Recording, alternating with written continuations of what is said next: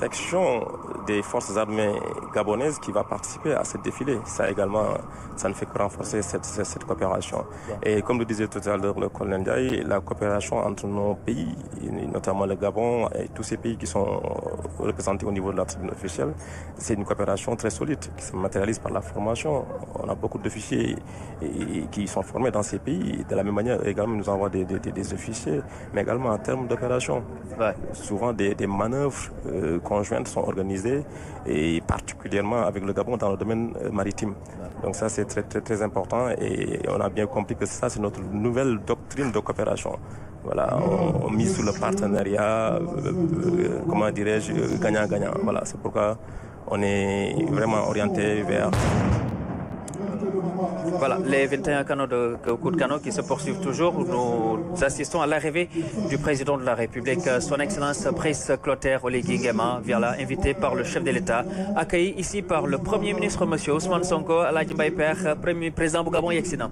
Gabon ak Sénégal yàgg na Serigne Touba dem na Montagne Sainte, dem na Mayamba, dem na Grand Bassam, tubaarkalla président Gabon ak Sénégal boo demee tey fa Serigne Touba nekkoon teen baa nga fa mooy Montagne Sainte foofu la Xaadimu Rasuul nekkoon dem na Mayomba am na fa juróomi at tegaluñ ko cin gisul ko ne dama ne mu ni kooku bu ñëwee nag am na nu gan tey dañ ko war a teeru mais fi la dëkk nag lisaan mi ngi nuyoo. Voilà, il salue le chef d'état-major général des armées, vice-amiral d'escadron Marouad, ensuite le général de division Martin Faye, au commandant de la gendarmerie nationale, directeur de la justice militaire, accueilli donc ici par le Premier ministre, M. Ousmane Sonko, voilà, qui accompagne le président du Gabon, Clotaire Oligui Nguema. Donc après lui, le chef d'état va s'installer. Nous laissons la cérémonie militaire.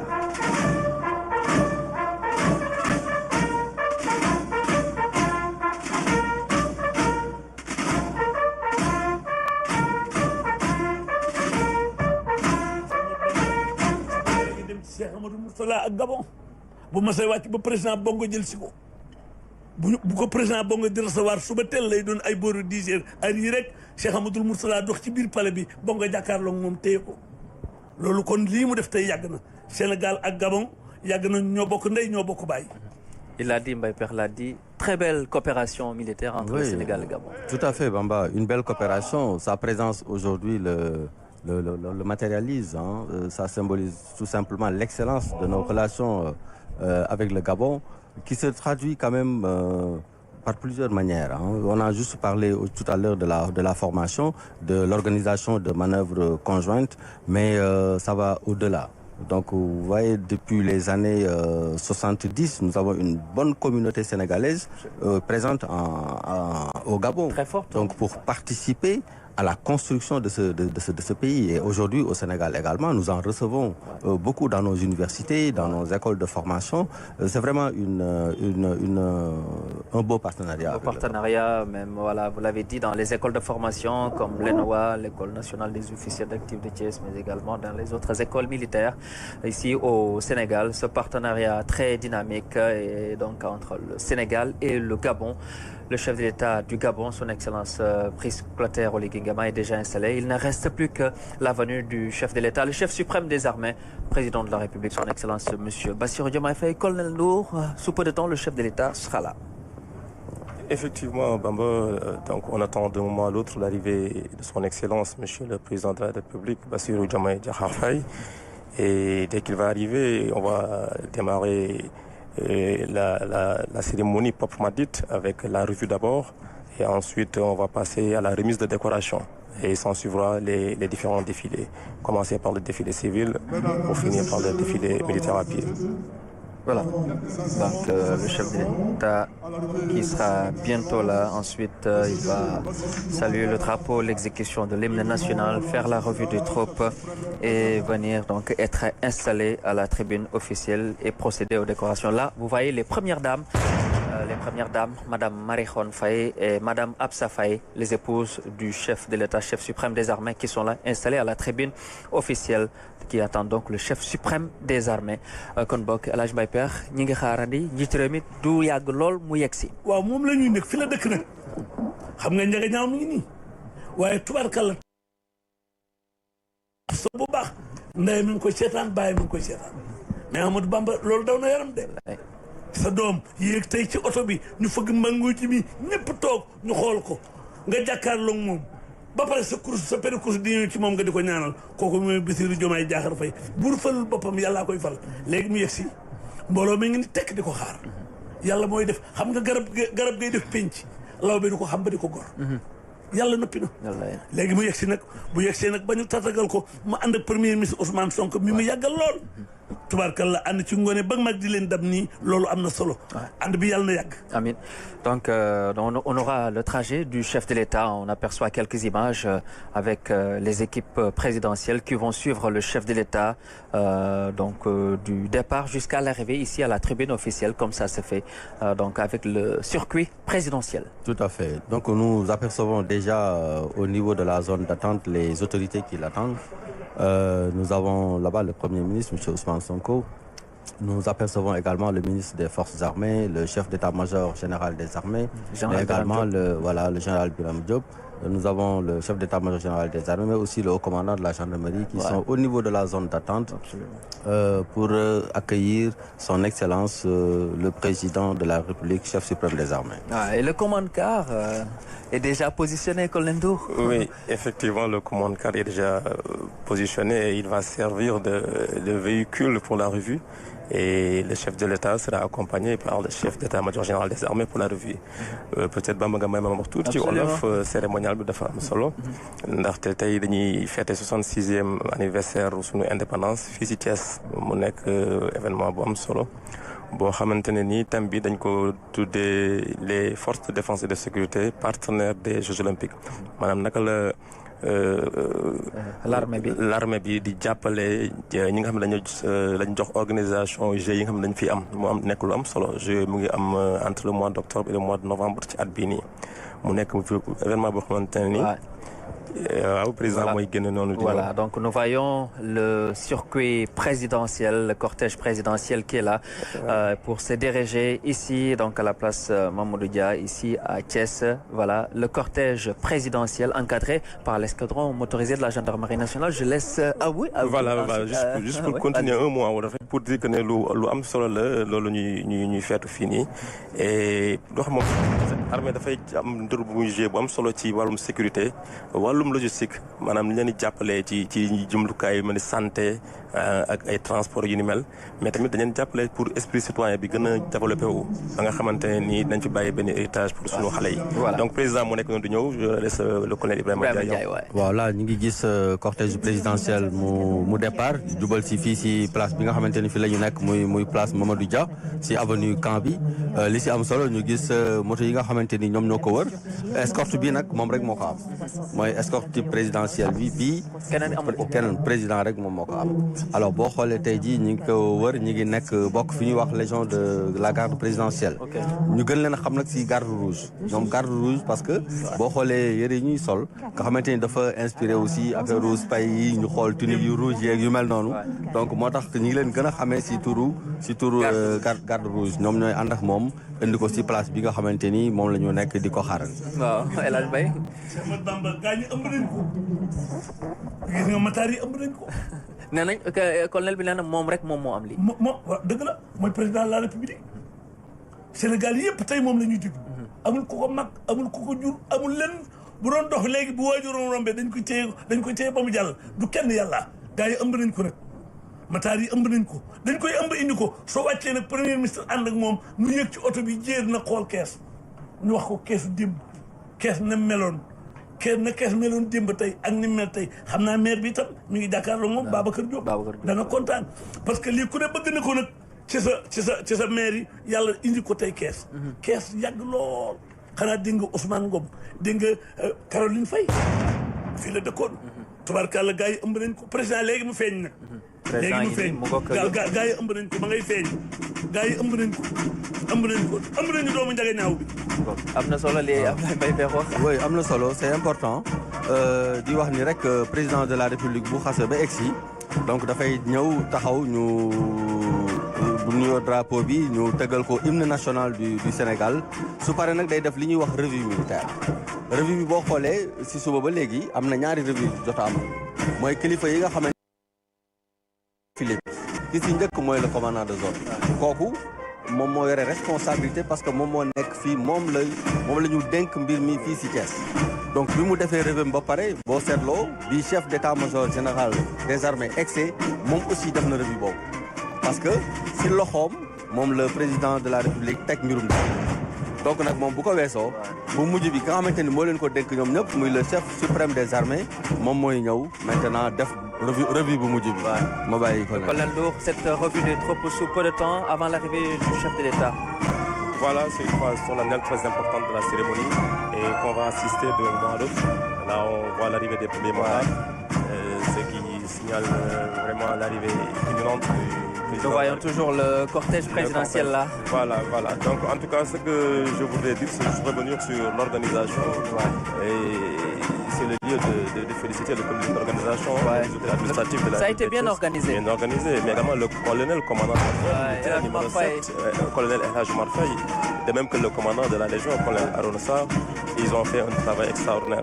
Donc aujourd'hui, quand on voit ce qu'ils nous proposent, on peut bien dire que vraiment ils ont réussi le pari de l'organisation. Ah oui, ça, toutes les populations l'ont constaté, tout le Sénégal l'a constaté. Cette belle organisation qui a été le défi qui a été relevé par le commandant de la zone militaire numéro 7, mais également le commandant de la Légion, comme l'a rappelé le colonel Ndour. Donc une très belle organisation qui s'est matérialisée ce matin avec ce que vous voyez. Donc ce qui veut dire que depuis l'annonce de la date qui a été retenue pour Thiès, les forces de défense et de sécurité s'y sont mis. Et là, nous voyons toujours le cortège présidentiel à l'image en train de emprunter le circuit.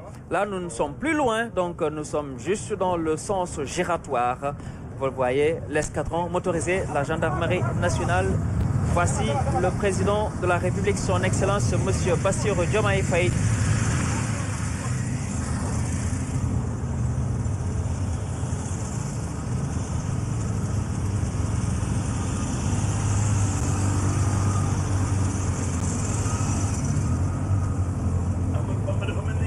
Voilà, donc l'arrivée ici, vous le voyez, le chef de l'État est là, son Excellence Monsieur Bassirou Diomaye Faye, chef suprême des armées. Dans la zone d'attente, il y a le ministre des Forces armées, le général d'armée Birame Diop, accompagné par le Premier ministre Monsieur Ousmane Sonko, mais également le chef d'état-major général des armées, le vice-amiral d'escadre Oumar Wade également qui est là. Voici le président de la République, son Excellence Monsieur Bassirou Diomaye Faye, accueilli par le Premier ministre Monsieur Ousmane Sonko. Nous attendons de voir le chef de l'État. Voilà, le chef suprême des armées est là, son Excellence Monsieur Bassirou Diomaye Faye. Alaaji Baye Père, président yegsi na. Président yegsi na ma ngay fóonante ndeysaan ma ngay jax ak ki xam ne mooy premier ministre yàgg nañu lool gis nga ko dukkat na nag doomu Njaga Ñaaw bi yegsi na gis nga ma nga nuyoonte ministre force armée dugg na ci armée ba colonel yi ak général yëpp toojal nañ ko lii du kenn yàlla Bassirou Diomaye Diakhar Faye yegsi na ci turam.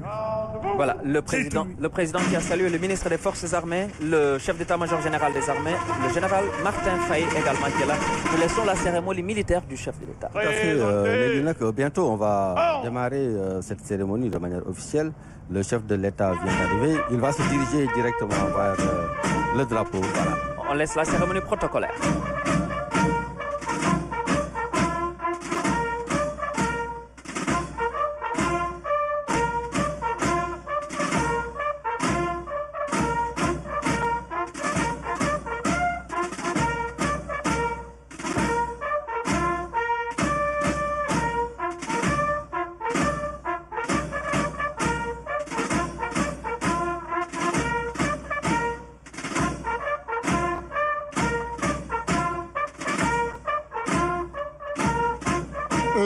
National du Sénégal.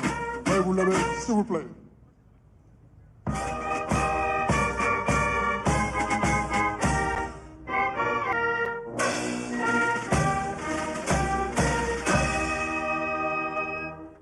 Voilà l'exécution de l'hymne national, le chef de l'État qui salue le drapeau. Il va monter dans le commande-car pour procéder maintenant à la revue des troupes. Nous laissons toujours la cérémonie avec le chef de l'État qui va faire la revue. Tout à fait. Donc on aperçoit le chef suprême des armées au niveau du commande-car, accompagné du chef d'état-major général des armées. Comme je le disais tout à l'heure dans le cérémonial, nous avons eu droit déjà à 2 revues des troupes. La première revue a été effectuée par le commandant de la zone militaire numéro 7 qui accueille donc l'événement, à qui on a confié lors de cette organisation. Mais qui le lui a confié? C'est le chef d'état-major général des armées qui également à son arrivée a procédé à la revue des troupes. Et actuellement nous voyons le chef de l'État qui est le chef suprême des armées effectuer la dernière revue. Il est en train de faire le tour pour voir un peu tout ce qui a été organisé à son honneur. Un peu de tempo musical avant de donner la parole au colonel Ndour et à Sud Alhaj Mbaye Pekh.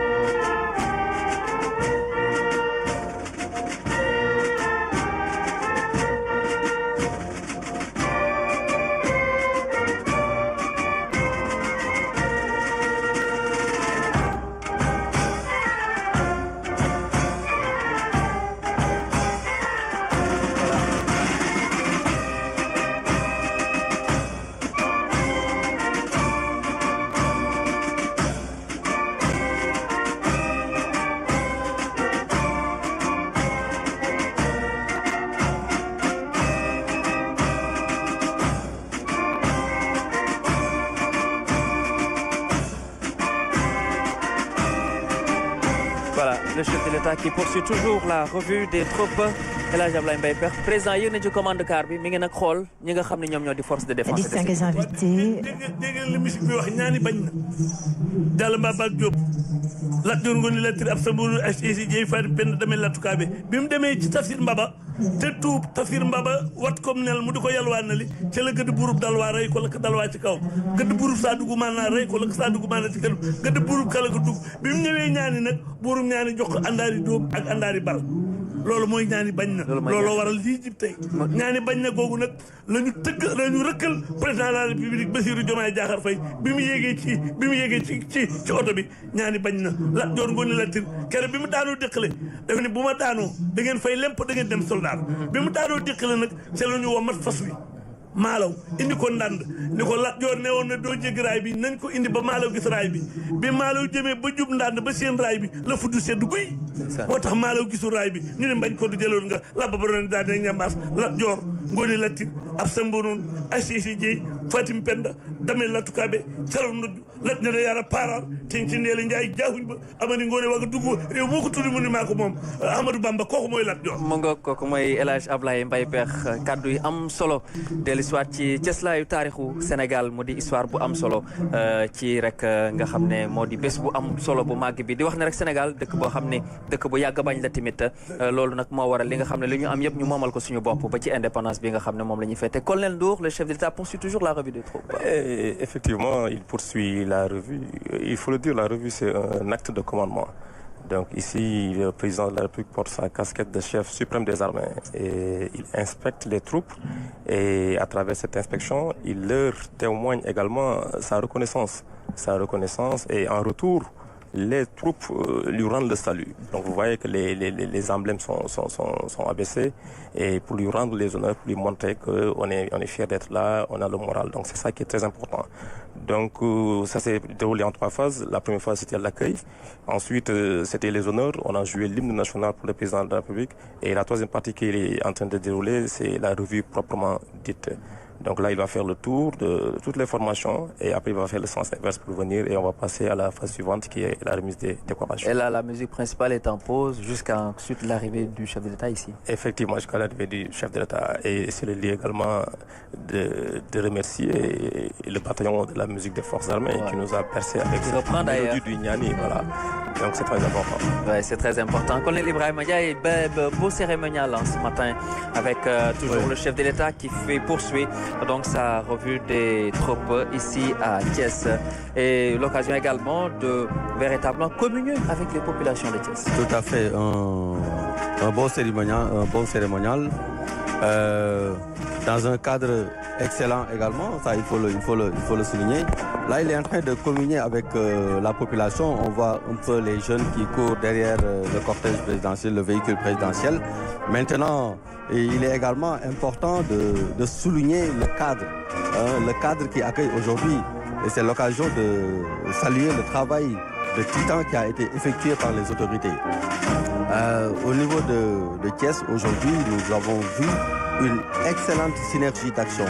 Déjà entre les forces de défense et de sécurité pour nous présenter ce beau cérémonial aujourd'hui, ce matin, mais également l'action des autorités politiques de Thiès, l'action des autorités municipales de Thiès qui n'ont ménagé aucun effort pour quand même aménager vraiment l'avenue Caen qui aujourd'hui accueille les ornements. En tout cas, tout le monde est séduit pour ce 80 2026. Alaaji Mbaye Pekh tey ñëpp am mbégte kontaan ndax Thiès relevé na défi bi waaye tamit ci musique taara bi nga xam ne am na solo.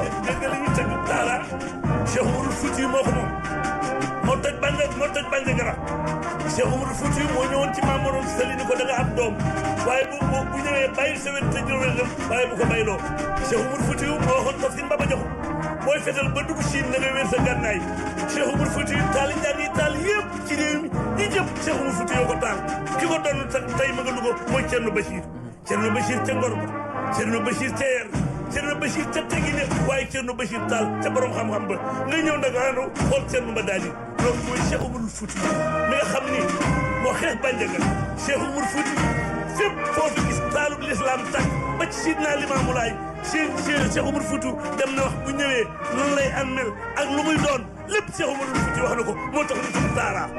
am na solo waaye tamit défilé bi rafet na macha allah équipe bu RTS yi tamit ay jàmbaar lañ laata président di yegsi nga may la rek nga wax ci nga xam ne ñoom DG ak ñoom Pape Madick ñëpp a ngi fi ndeysaan. xam nga nag RTS mooy ndey rajo yi RTS mooy ndey télévision yi ki fi ñëw tey nag di Pape Alé Niang doomu mbalaxe bu mag xam nga moom it kees la dëkk waaye bàyyi mbalaxe lañ ko suul mbalaxe la Alaaji Daouda Dia dëkk maami Alioune Dia mi nga xam ni moom la Sidi Aji Malick ni woon demal Jolof moom maam góor saani ni ko boo laalee sama mbalaa ñi wasifa yi naa si bi làq daal ci Jolof jaan dootu mat ñit su dootu yàpp bay moo tax tey RTS li mu am génn na ko. ànd ak ay directeur am. ànd ak suñu directeur yi gis nga suñu directeur yi ñii nag dama yàgg ak ñoom xam nga nag tey xandeer bu demee ci biir tukki dafa ñibbi. xam nga tey bi ma directeur waxoon. Pape Madi ni peex foog nga ñëw nag wax nu cosaan Lat Joor la ñuy jàkkaar loolu moo tax ma ñëw tey waaye Ablaye Mbaye ci biir RTS loolu yàgg na. wallaay ndeysaan may gërëm ni nag sama directeur yi ma bàyyi. xam nga bugaan bàyyi na ma tey ma ñëw foofu. waaw nuyu moom it fàtte nag fa mu jógee woon nuyu bu baax. waaw voilà nuyu maa ngi siyaar président Bougane di ko ñaanal yàlla xar baax ak xaru ba baax bokkul Bougane dafa xaru ba baax. waaw jërëjëf ndeysaan Pape Madi kontaan na gaa yaa ngi may jox xaalis walaay ñii laay kii moom sa xarit la ndeysaan RTS xanaa dégg nga directeur Alioune Fall xanaa dégg nga Marcel Ndione xanaa dégg nga Gila Thiam xanaa dégg nga Daouda Ndiaye moom la Mitra ñëwoon foo jàngee moo làkkoon ci kanam Mitra gaañaa ngo. C'est important, Colonel Ibrahima. Merci Bamba. Donc on aperçoit le chef de l'État, le chef suprême des armées, qui fait le mouvement retour.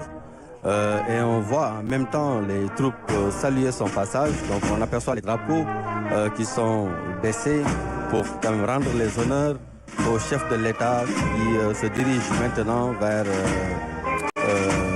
la tribune officielle. Voilà, le chef de l'État qui poursuit toujours donc la revue des troupes. Colonel Ndour, le président de la République, chef suprême des armées, voilà, qui est toujours avec la presse nationale et internationale. Donc pour cette revue des troupes extrêmement importante pour voir si les troupes sont bien alignées, est-ce que les tenues sont voilà très belles exactement. En tout cas, les forces de défense et de sécurité sont mises dans des conditions d'exceller partout. Effectivement, c'est la fête donc les conditions sont optimales, donc les gens sont bien habillés et prêts à rendre une belle copie.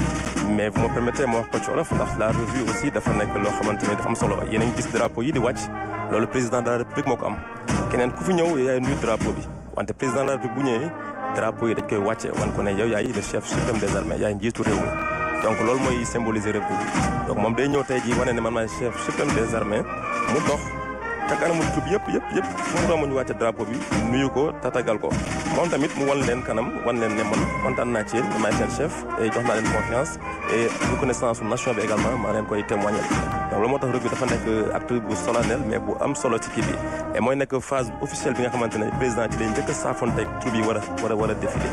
Voilà le président de la République qui est là mon colonel Ibrahima Dia également. waaw moom bu egsee léegi cérémonie bi day daal di commencer. Il est presque arrivé waaw il est presque arrivé donc su dikkee ba toog rek phase bi ci topp mooy décoration yi donc dañuy def phase décoration yi su décoration yi passé am na donc benn film boo nga xamante ni dinañ ko c'est ce qu'on appelle la remise des insignes de décoration. des insignes de décoration moom moo siy tegu su ko defee ba pare am na benn film boo nga xamante ni dañ koy projeté film boobu nag dafay ñëw si partenariat bi nga xamante ni moom mooy en fait thème bi illustrer le partenariat entre forces de défense et de sécurité ak waa COJOS.